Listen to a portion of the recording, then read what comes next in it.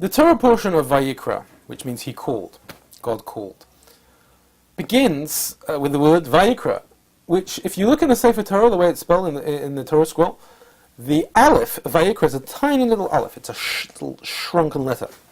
And many of the commentators have read tremendous meaning into this. The Zohar says about this, listen to this, it's beautiful.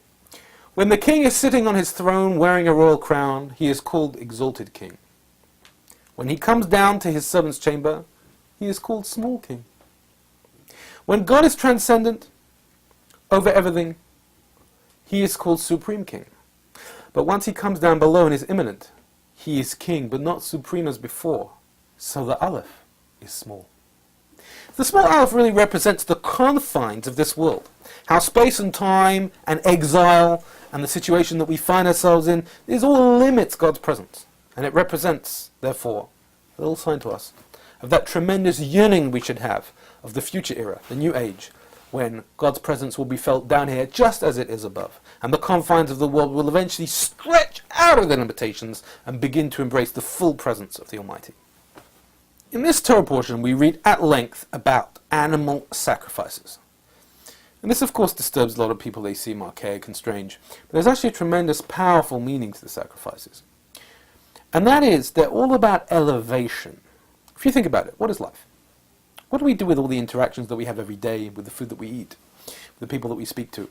The question is, did you elevate that experience? Did you send it upwards to God? Did it become a sacred interaction, a meaningful interaction? Or did it become just some sort of distraction from your purpose? Did you elevate it, or did the opposite happen? That is the question you should ask yourself every moment of the day and everything you do. And really, that's what the sacrifice represented. The idea of taking an animal on the altar and burning it, or taking wine libations, vegetable, everything was there. Vegetable, animal, mineral, salt was put there. The altar in the temple was the epicenter of the world. It's traditionally understood as the place where Adam was created, and the place where Abraham offered his son as a sacrifice. It's the most holy site on earth. And that spiritual epicenter had to be what is done there. What do you do in the center of the universe?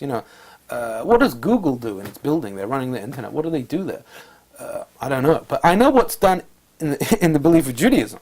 In our epicenter, in the Holy Temple, elevation occurs. We elevate the animal. We elevate the mineral. We elevate the humans by offering our sacrifices to God. Everything is elevation.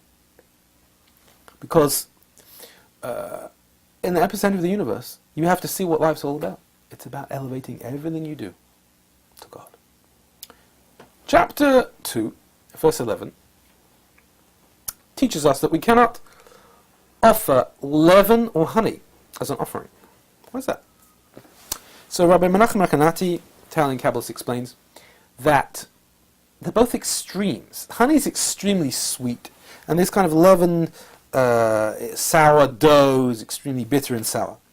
God doesn't want extremes. He wants reaction, experience from you that is tempered, that's measured. If it's too sweet, too much chesed, too much kindness, just a goody-goody all the time, and you're always giving, it's not balanced.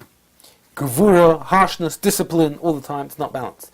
Torah is the middle path. Torah is the path of what we call in Kabbalah Tiferes, the middle line which balances chesed and gevura. So that's why God says, I don't want honey or leaven, because I don't want those extremes. I want you to be balanced, harmonized, centered. Chapter 3, verse 16 says, all the fat is for God.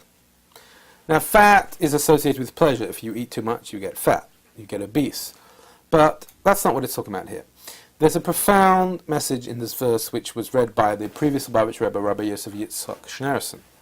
He said, this is really a warning against a kind of spiritual obesity. You see, there's two reasons you could indulge in an observant lifestyle, in a Torah lifestyle, in observing the mitzvahs. Either because you love God, you're trying to heal the universe, you're trying to make the world a better place, you're trying to connect to Him, or because you love it, because you enjoy it, it makes you feel good, it makes you meet interesting people, you get respect, you get honor, people look up to you. So you could actually partake of the Torah's commandments as a form of spiritual indulgence. Says the Torah, all the fat is for God. Don't get involved in a narcissistic spirituality. Everything you do should be devoted to God's plan of tikkun olam, of perfecting the world, of healing the world, of you connecting with Him, of finding God in your heart. That's what it's all about. But if you abuse the mitzvahs for your own purposes, then you will become spiritually obese. Another interesting thing about the sacrifices is it really teaches us the kindness of the Torah. I mean, sacrifices were usually brought because someone had sinned, they'd done something wrong. What do we do when a person does something wrong? Do we punish them? Are we harsh on them? Do we exercise discipline? So the Torah is really being very benevolent. It's saying, no, just bring me a gift. God says, bring me a gift. Let's make amends, and I'll be happy. And there's a beautiful insight from the Jerusalem Talmud which really brings this to light. I'll read it to you. Wisdom was once asked, what is the punishment of the sinner? And wisdom answered, sinners will be prosecuted by their own vice. Prophecy was asked, what is the punishment for the sinner? And it answered, the soul that sins, it shall die. That's Ezekiel 14:4. And then the Torah was asked, what's the punishment for the sinner? And the Torah replied, let him bring a sacrifice and he will be atoned.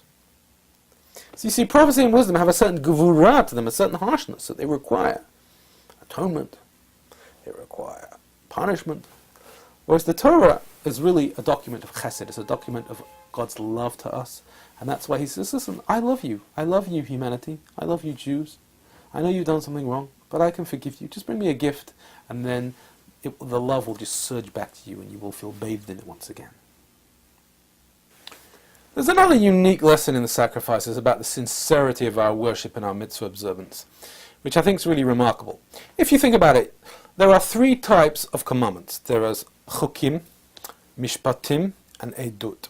Chukim are the super-rational commands, the things that if we hadn't been told them, we would never have dreamt them up, like burning a red cow and not wearing wool and linen. They have some reason to them, but the reason itself is not compelling enough to actually do it on its own if we weren't aware that it was God's will. Then you have mishpatim, like don't steal, be nice to your mother.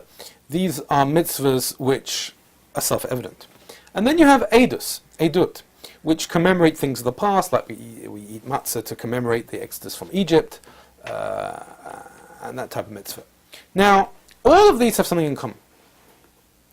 And that is, they all have a specific type of definition. They all relate to the human condition a certain way.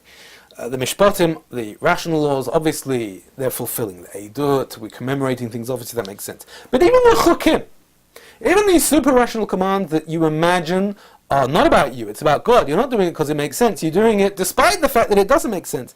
Even that's a certain humanistic impulse. Why? Because we all have the transcendent. We all want to do something because we want to get out of our skin. We want to be greater than ourselves. So even though chukim by their definition don't relate to rationality, they nevertheless are officially irrational. They relate to the human need to transcend rationality. And therefore they are somewhat defined by that. But there's one type of mitzvah which isn't defined by any human concern whatsoever, and that's the sacrifice. When sacrifices were offered, the Torah says that it causes a reach nichoyach lashem, which means a pleasurable aroma to God. And Rashi explains, nachas ruach lefanai, it causes me pleasure, she'amarti, that I spoke, I gave an instruction, but nasar etzoni, and my will was carried out. Note that it doesn't say, you carried out my will, when you wanted to, you didn't want to, it just says it got done. Here, you become irrelevant. It's all about God, and it's not about you. With chukim, you're not irrelevant, because God is addressing your need to be transcendent. With the sacrifice, God says, Nasar etzoni. It just got done, regardless of the human content. So therefore, really, the sacrifice represents the true altruistic mitzvah, where we totally put ourselves aside and do it for God. And that's a lesson which we can do in any of the mitzvahs. Even though, of course, we always do the mitzvah because of the reason, the stated reason, by chukim because of the super-rational reason.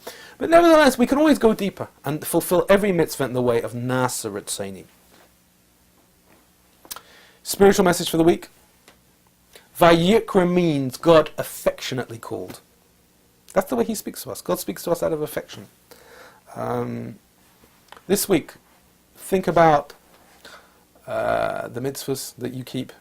Think about the observances which you hold dear, and try and look at them in a different light. Try and look at it as God speaking affectionately to you. Every time, God says, I want you to keep Shabbos, I want you not to steal, I want you to be honest, I want you to be authentic. All these are not just commands from some sort of superior being, they're affectionate gestures from the Almighty. Vayikra, He called affectionately. Think about it, and please, join us next week for Torah in 10.